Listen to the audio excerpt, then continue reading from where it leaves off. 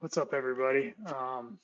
So I'm doing my presentation online today, obviously, because of the job fair. And just going to do it from here. Hopefully, if you're at the job fair, you had good luck. And we'll just resume. I guess on Friday, we've got a quiz. So there won't be any in-person lecture on Friday, but we'll meet back up on Monday. So let's see if anyone's in the chat, you can say hello. I doubt it. But if you are, I'm using a new slide layout. The actual core slide layout is a little smaller, and the reason I'm doing it is because there's a preview. Let's hope I can get that right. There's a preview of the next slide, which I'm hoping will make it a little bit easier for me to do a smoother transition and sort of be able to see what's coming. So let me get my timer reset here. It also gives me a better view of where I am in the lecture. So anyways, if you hate it, let me know. But if you don't, I kind of like it better. Um, in the last lecture, why is this turned over there? In the last lecture, we started talking about DDL, which is a feature of SQL that allows you to define tables and then columns in tables and then update tables and so forth. So we sort of went over the core concepts for creating tables with certain structures, and so it's somewhat equivalent to the Java version of a class. It's a little bit less like a class in that it's persistent. So, excuse me. So once you create a table, like it's there in the database. It's not like in Java when you create a class and you actually have to new up a class. And if you change it, you sort of shut the program down, all the classes go away, and you can update the class to look like something else and then restart and whatever. With the database, the tables are persistent, they're on disk. And that's why I said in the last lecture that it is important to get your data model, your database model, correct earlier on in the project than it is to get your classes. We're used to refactoring, and so we as programmers tend to take a pretty flippant view of change. And you know, if you've taken any software engineering classes, you may have heard about agile programming, where the idea is, okay, we can change the code like really dramatically, do refactoring to improve the code. And that is not something that you can really do with databases, which I think is one of the reasons why the database culture is much more conservative and much more oriented towards upfront planning than development is. So we talked about that last time, and today what we're going to talk about, and this is just like the basic, like how do I create a table? Create table, give it a name, open paren, and then some column definitions. And so we discussed, in particular how to define columns of different types and so forth in a database. And a column type, it's a constraint on a column. If you think about it, you're saying this column has to be of this type. And it's similar to an extent like a field in a Java class. And SQLite under the covers, I think I mentioned the last time, really only has like, I think 4 fundamental data types, and then everything else kind of gets mapped into one of those 4. One thing that's interesting about databases when contrasted with, for example, Java, is what you can say about the columns in a table when contrasted with what you can say about the fields in a Java class. So in a Java class, if you've got a field on the class, you can say final, for example, which means that it's not going to be assignable. It can only be assigned once. That makes it effectively a constant. You can say public or private, so you can change how its accessibility to an extent. You can also set whether or not it's static, so whether or not it's associated with the class or with instances of that class. And then finally, there's something called volatile, which I won't go into the details of, but it's a relatively small amount. There's a relatively small number of things that you can say about a field in Java. And that's in contrast with databases where you can actually say quite a bit. The first thing that you can say about a column in a database is this is the primary key. That is done with the primary key directive. And so here, for example, if we're creating the albums table, then we would say album ID is an integer and it's the primary key. And primary key, you'll recall from earlier on, what that means is every row is guaranteed to have, or is required, I should say, to have a unique value in that table for that column. It is possible to declare two things as a primary key. So if you wanted album ID and title to be the primary key, you could use that with this clause where you say primary key, open paren, and then you name the columns. But this has become very rare in practice. So, early on when we talked about database normalization, there was a big focus early on like, okay, what are the primary keys going to be? Like, is it going to be social security number or something like that? And over time, we've settled on this sort of standard of using a synthetic key, using an ID that's generated by the database that's synthetic, that doesn't have anything to do with the rest of the data. In order to just make it easy. And then we almost always declare that as the primary key. So you're almost always going to see some column name. In this case, it's album ID, but another common pattern that I've seen is just ID. The column name will be ID for everything. It's going to be of type integer. And it'll be a primary key. You do have to look into what, and you'll recall my story from last time, which shoot, if you weren't in class, you missed the lecture because I forgot to hit streaming, or I forgot to send the broadcast out, and so I'll very briefly recount at least the problem that we ran into. So in a company I was working for, we had a table that had a ton of data in it, and we had made the mistake of making the data type of that column a 32-bit integer, and we eventually ran out of space. We actually got to more than 2 billion, which unsigned integers roll over at 2, or signed integers roll over at 2 billion. We had more than 2 billion rows in this table, and I ended up having to do kind of a trick that you don't need to know the details of, but I ended up doing a trick to fix that because the performance, the obvious fix, which was just to update the table's data type, was taking too long. So in any event, you do need to be aware of exactly what integer means, and that's going to be database dependent. So you're going to have to look and be like, okay, these days, most databases, like, they use 64-bit IDs because 64-bit is so prevalent, but just make sure that that's true. Now, if you declare something a primary key in most databases, it's also going to apply another constraint to it, which is not null. Not null. So you actually, this would be redundant to say not null primary key. It turns out that in SQLite, for historical reasons, not null is redundant, is not enforced. And so it is possible in some situations to generate a primary key value that has a null value. And so if you want to be explicit in SQLite, then you can add the not null. That's not strictly necessary because and I should say, not null can also be applied to other fields. So unfortunately, let me fix this really quick. Title as well. So not null can also be applied. Yeah, there we go. Can also be applied to non-primary key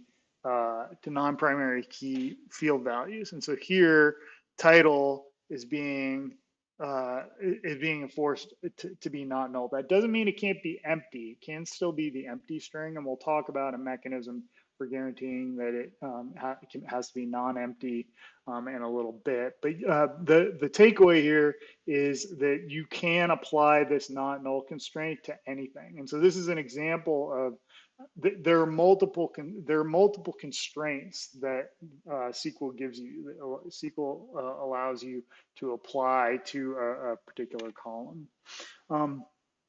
just as a little bit of inside baseball on the way SQL works. SQLite, or excuse me, SQLite works. SQLite, again, I've said this before in the class, but I'll reiterate it. SQLite is a unique database because it is a local database. You don't connect to it over the network, and because of that, it's very widely used in like mobile applications, but it's being used more and more for web apps as well as computers have gotten really, really powerful.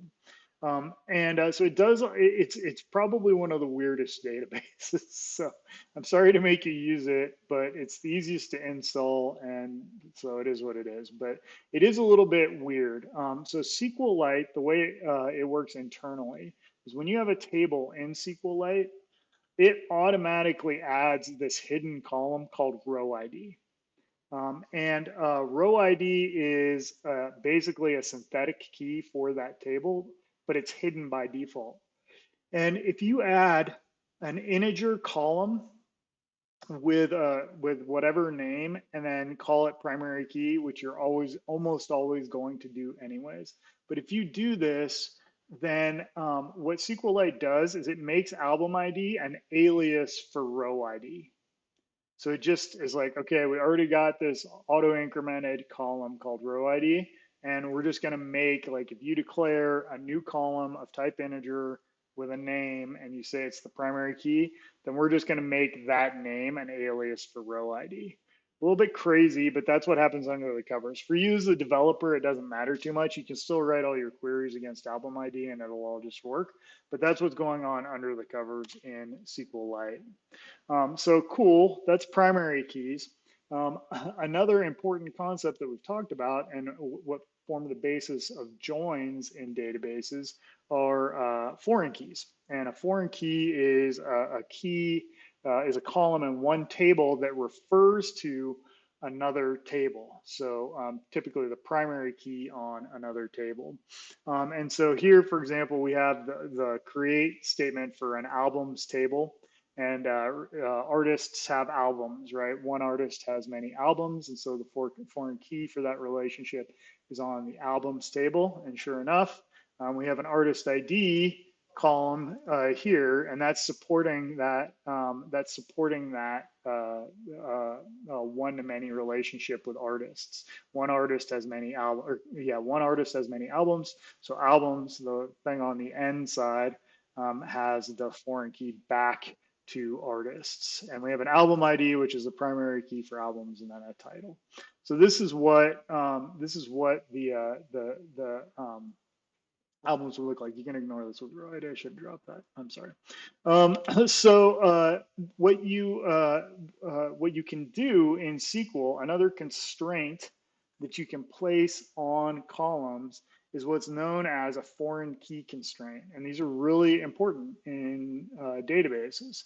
And what this allows you to do is say, okay, this column, artist ID, is a foreign key. This is what declares that as a foreign key. And then you say it references the artists table and the artist ID value in that table. And so that is establishing a binding between the value that is in this column and the values that are in the artist ID column.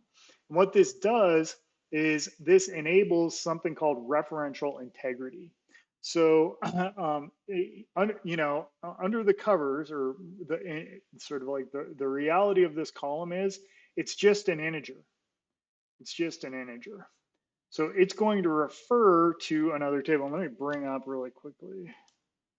Let me bring up 440 just so we can look at this. So we've got artists, or we've got albums here, and it's got artist IDs, and this artist ID corresponds with this artist ID over in the artist table.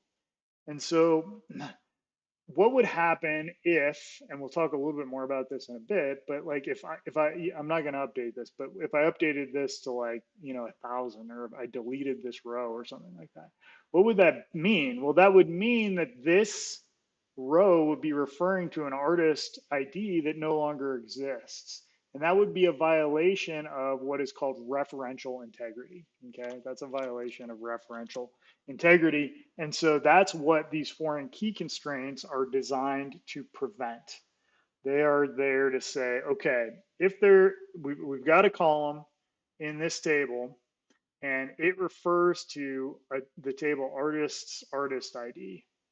And with this foreign key constraint placed on this table, then any value that we try to save into that table, or anytime we try to delete a piece of data from the artist table, we're going to check that foreign key constraint and verify, is it okay to delete that row? Or is it okay to insert this value into this table? Okay. And you can omit, if you want, you can omit this. I've always included it, but if you omit this and you just say references artists, it'll use whatever the primary key of the artist table is. But that's fundamentally what these foreign key constraints do. They're there to enforce that these pointers, they're effectively pointers, like foreign keys are sort of like the pointers of the database. And foreign key constraints are there to ensure that you don't get null pointer exceptions in the sort of philosophical sense.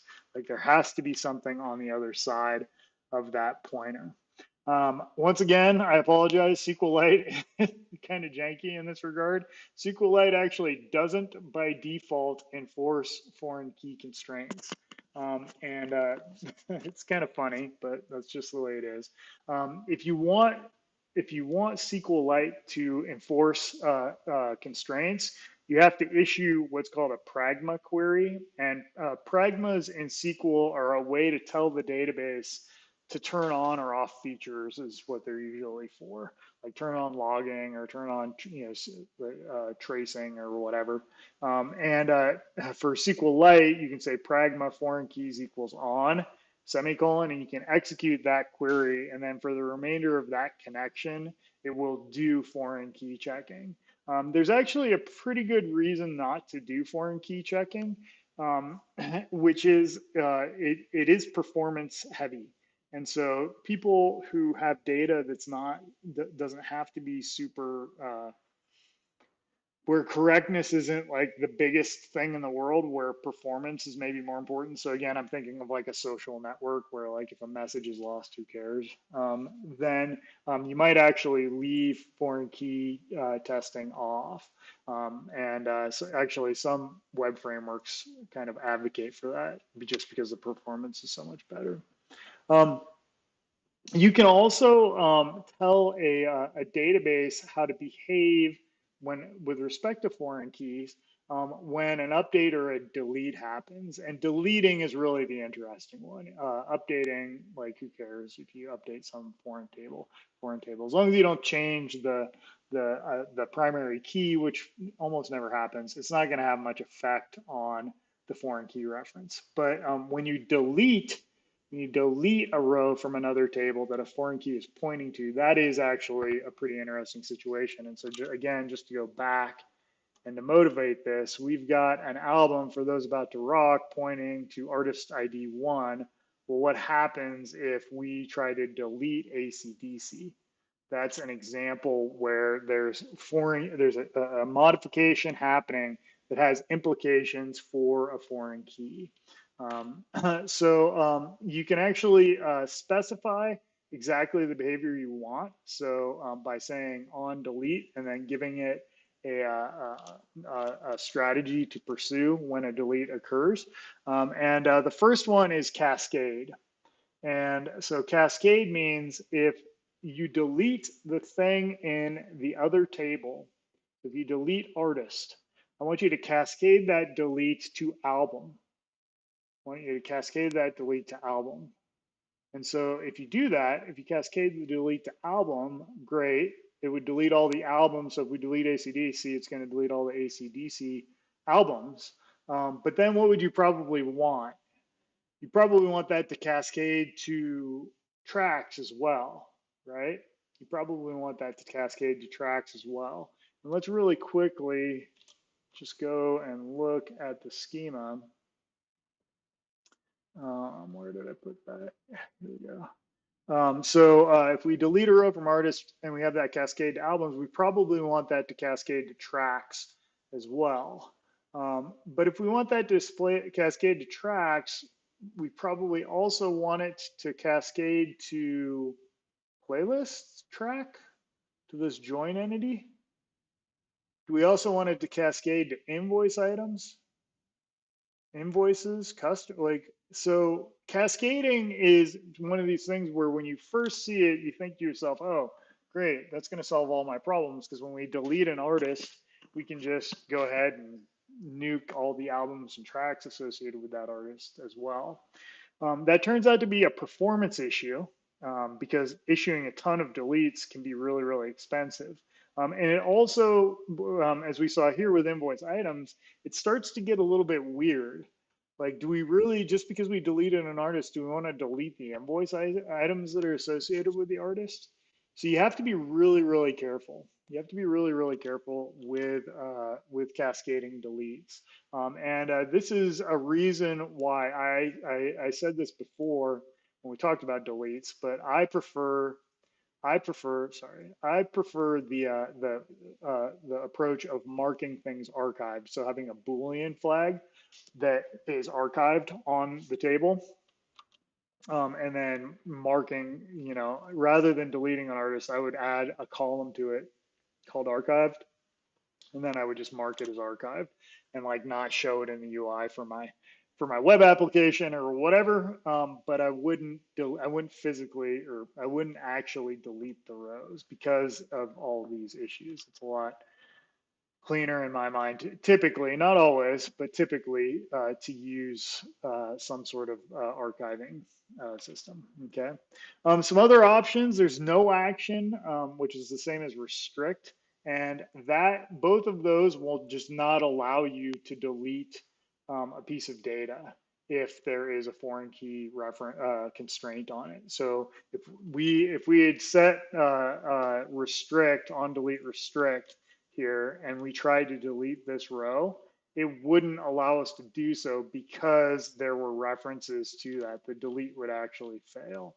And what that means, if you think about it for a second, is if you have these restrict foreign key relationships, foreign key constraints set up, then you kind of have to delete things in reverse order. So if we did have a foreign key situation set up between tracks and albums and artists, you'd have to delete all the tracks first, and then you could delete the albums because no tracks would be referring to the albums anymore.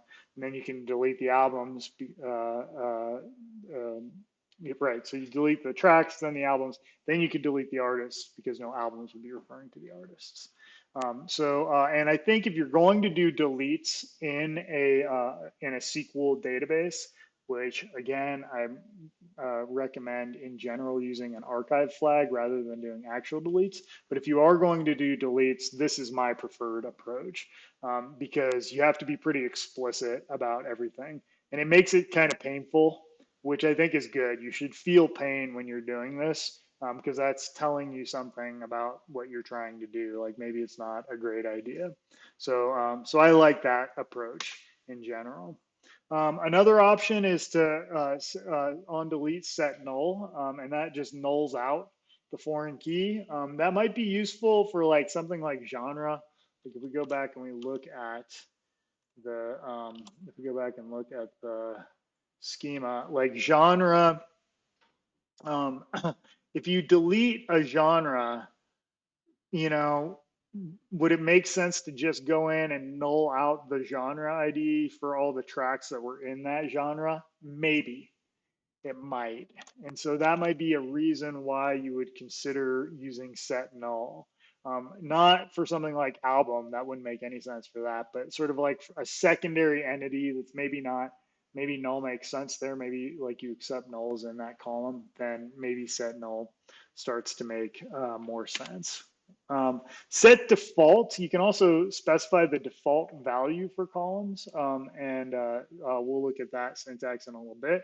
But if you have a default value set for a particular column, you can say, I want you to revert to whatever the default value is when a row that this row references is deleted.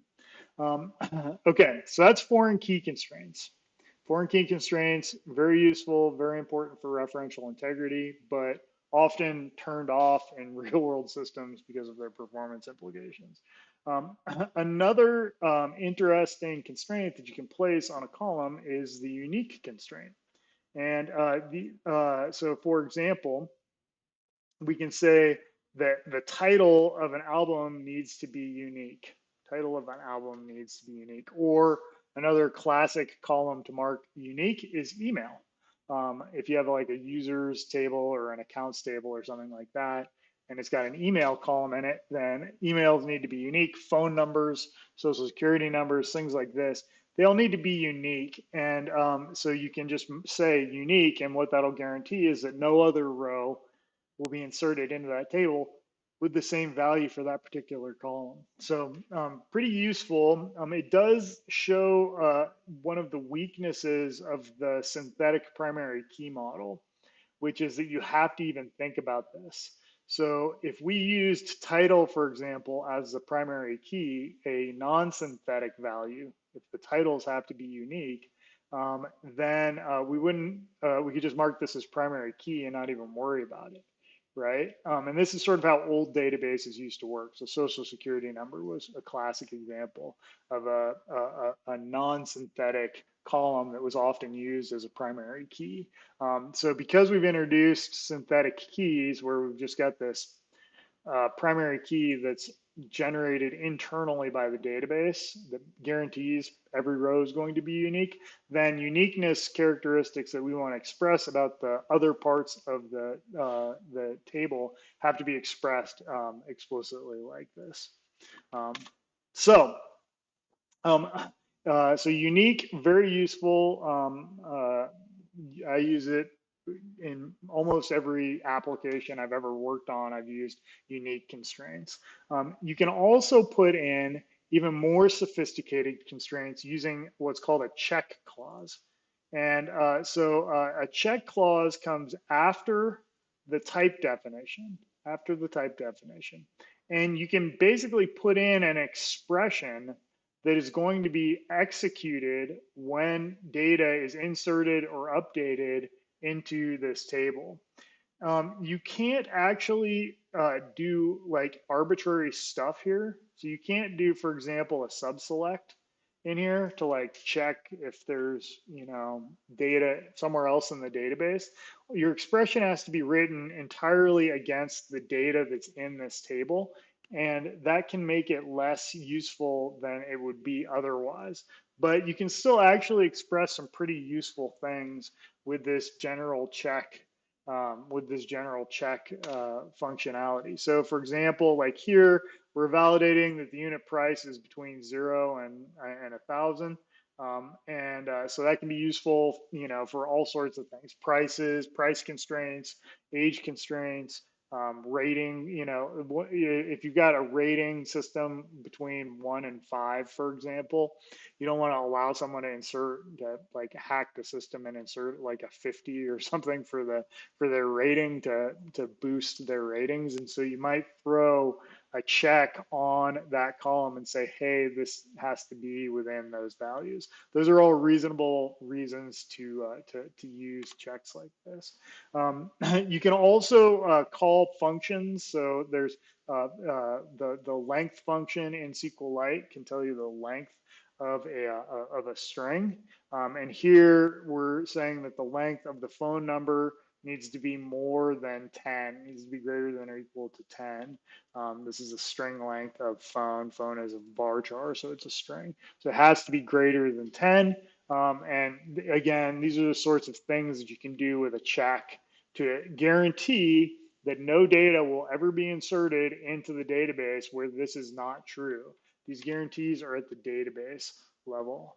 We talked earlier about what a default value you could for a foreign key constraint you could set the on delete set it to a default. So that syntax is after the type declaration, and you can declare other constraints, but you can say default and then give it some sort of value. So current timestamp is a symbol that will return the current time. 0.0 sets the total to 0.0 by default, which would be the default anyways.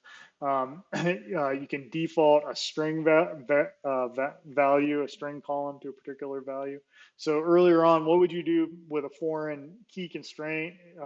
Let's think about, again, that situation where if we deleted a genre for all, if we deleted a genre, rather than just setting the value for all tracks that are referred to by that genre, let's go really quickly and look at the, so if we delete a row from genre and we have a foreign key constraint between tracks and genres, so rather than saying null, set the genre ID to null in tracks, if we delete the genre with that ID, we could also have, for example, like a generic row in here, you know, that's just called unknown or something like that, and have its ID known to be 2 or 1 or whatever it is, and then set that as the default for genre ID.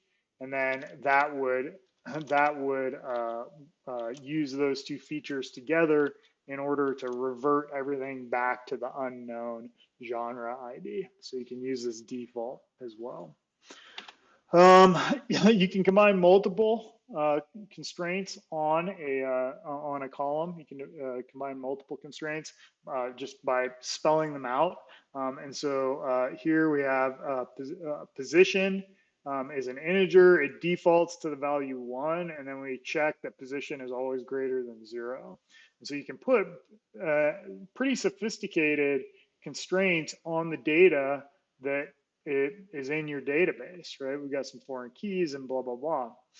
Table level constraints can span multiple columns. So here we've got a primary key constraint, and instead of putting it at the end, we say open paren, and then we specify the columns. So that's it's a constraint that applies to multiple columns. So you can use this syntax if you want a constraint to span multiple, if you want a constraint to span multiple columns.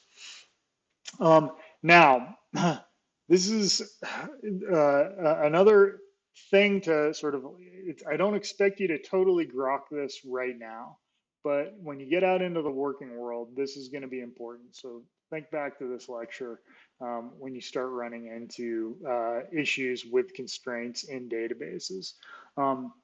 By default, constraints are checked immediately. So if you do an insert, for example, into a database, then all the constraints that are defined on that table are going to be checked immediately. And that can be problematic. Sometimes it's better to defer the constraint checking until commit time.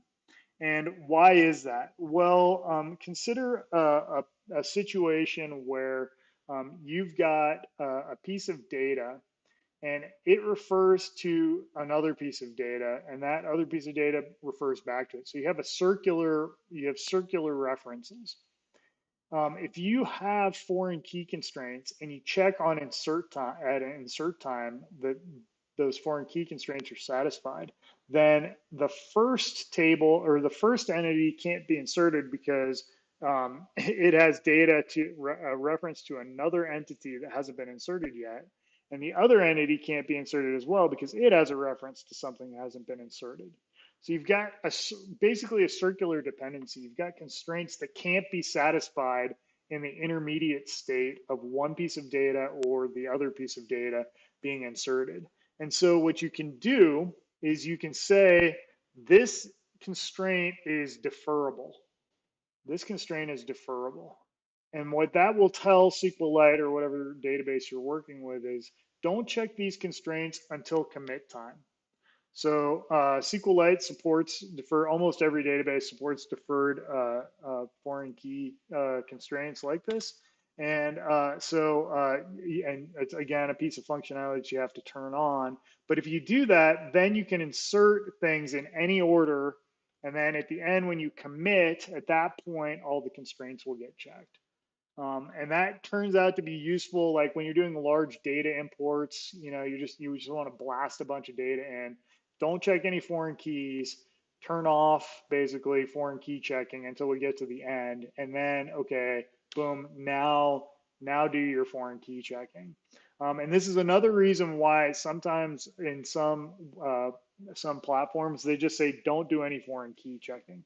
It's just not worth the hassle because you have to get the order, you have to start worrying about ordering and all the rest of it. You just want to be able to insert stuff and then go.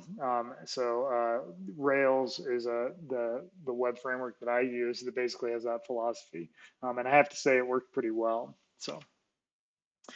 You can also use another thing that you can throw on a column is auto increment. And auto increment will, as the name suggests, basically auto increment the column.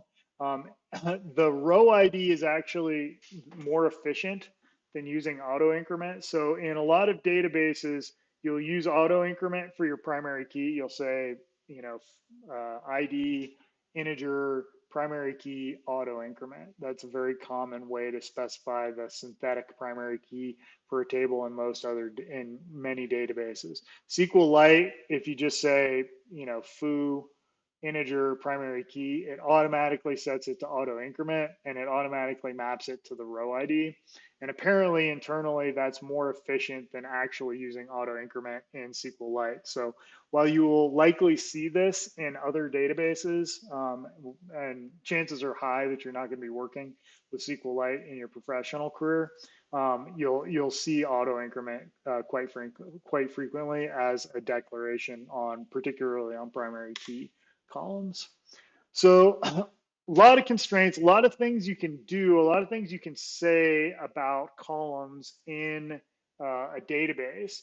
And I think one thing that's interesting to consider or to think about is with a database, you have a lot more control over what data looks like.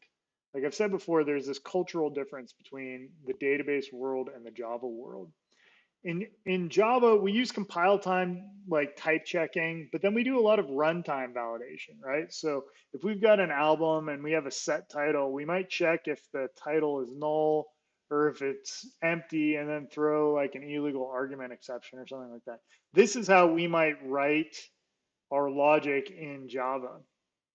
And in the SQL world, what would you do? Well, instead, you would associate, instead of having a setter, you would say for title is not null and maybe issue a check where length is greater than 0, right? But you declare it here, like on the thing. And in fact, the database guarantees that that can't be ever set to, it can't ever not satisfy that. Like it's checked at the lowest level in the system. And that's in contrast with Java. Like someone could add another method that sets title to null or whatever, right? Like there's no, just because set title does this, there's no guarantee unless you always call set title, the title is going to satisfy these constraints. And so these are more of a suggestion and than they are a constraint, a hard constraint on data. And that I think captures the difference in fundamental philosophy towards data integrity. Like the database world is just really focused on data integrity in a way that can, us normal programmers are not. We're just not as locked in. The tools we use anyways are not as locked in. These constraints in a database, these are enforced at storage time, like when you're down in the muck. So it's not possible to get a value in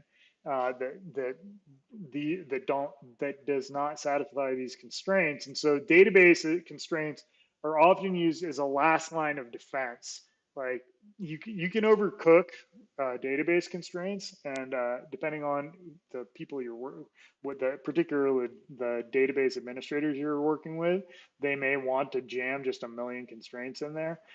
But it is a great last line of defense. And you know, one thing that's great about putting your constraints in a database is that if your Java app is talking to a database and makes a mistake and the database then catches it, and if someone else writes a Python app or a Bash script or whatever that also works with the database, they're going to get the same constraints on the data. Whereas if you're only enforcing those constraints in Java, then they can put in whatever junk data they want because they're writing in a totally different language. So putting these constraints in the database centralizes them and allows you to share the constraints across multiple applications.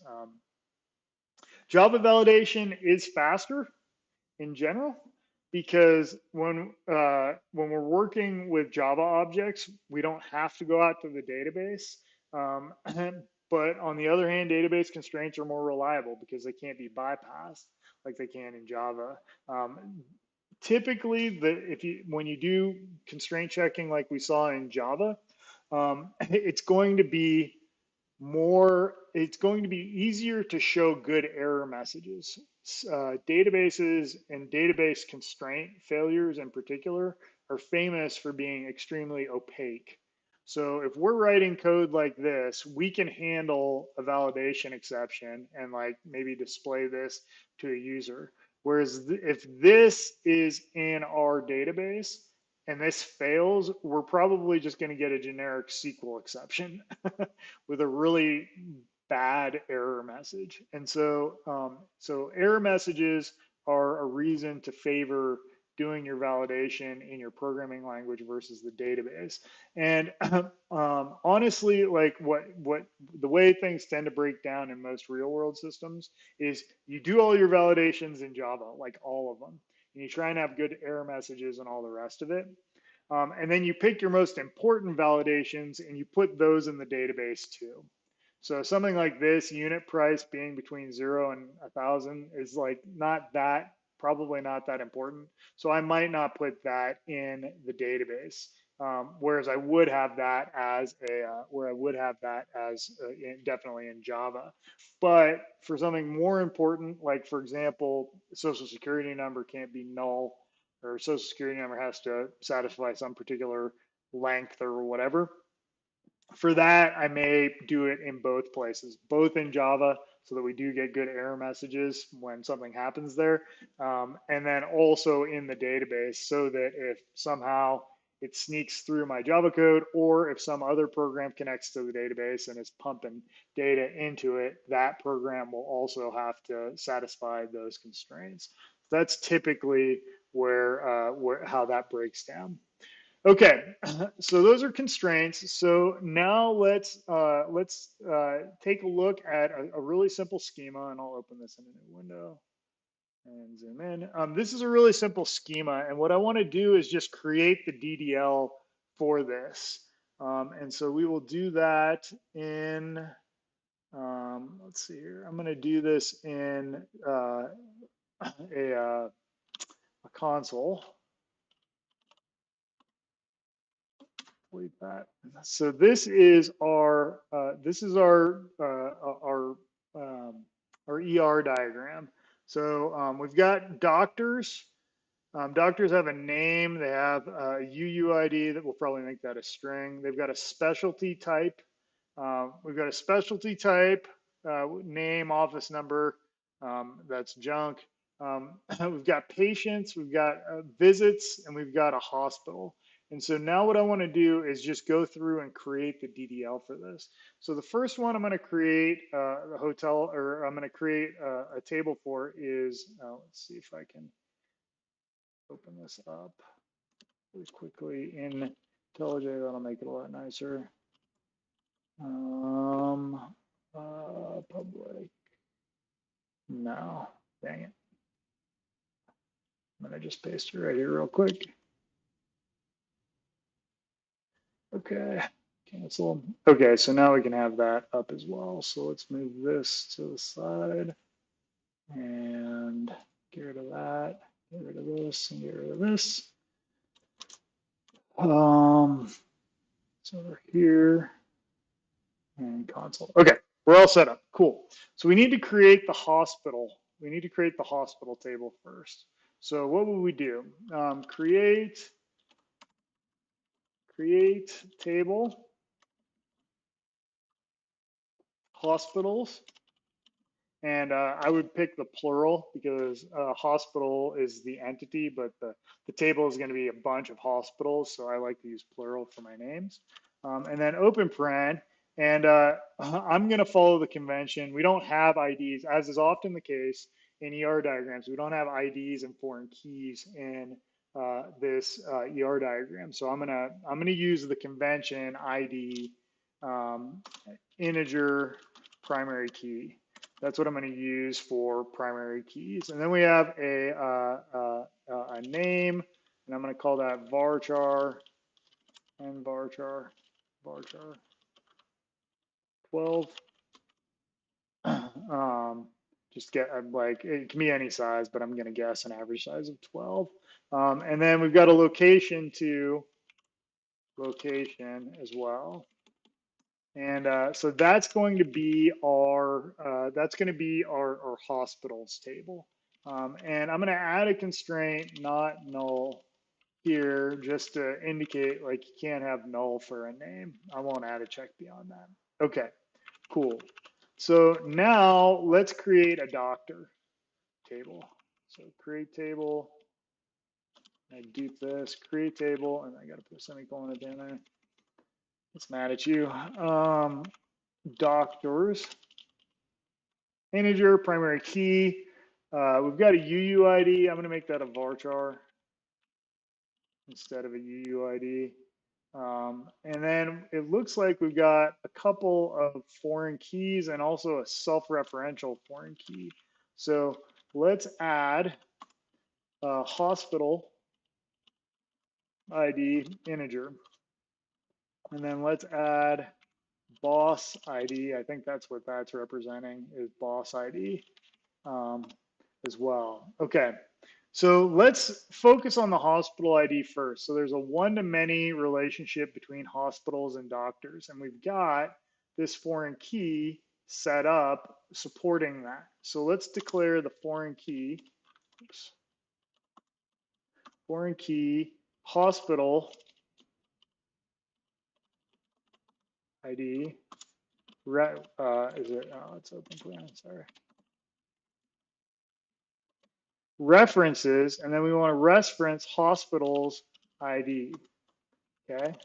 And so this, let me squish this a little bit. This, oops, no, just references ID. This sets up a foreign key constraint between doctors and the hospitals. And then we can do the same thing for boss ID. Referencing, that's the self-referential foreign key there. So we've just set up two constraints, two foreign key constraints on this table that will, foreign key constraints are being enforced will guarantee that those foreign keys are correct. I just saw my time. How am I doing time-wise? It looks like I'm out of time. Okay, so I won't go through the rest of it, but I just wanted to show you, this is like the general process for taking an ER diagram, which is what we designed at the start of class, and then transforming it into DDL. Like you just go through and, okay, these are the columns, and then the foreign keys, set them up. There's going to be, some foreign key column that refers to the other table. And then you apply foreign key constraints, and that's what's going to guarantee you that referential integrity. So pretty straightforward operation.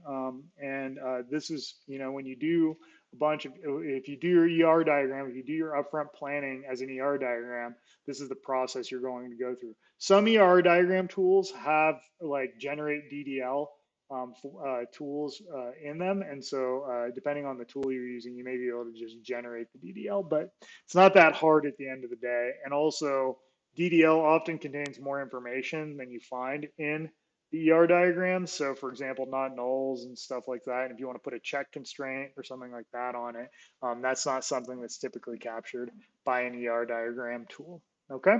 Okay. That's it for today. That's it for DDL. Good luck on your quiz on Friday. And if you're at the job fair today, I hope you found some good companies. I will see you guys on Monday of next week.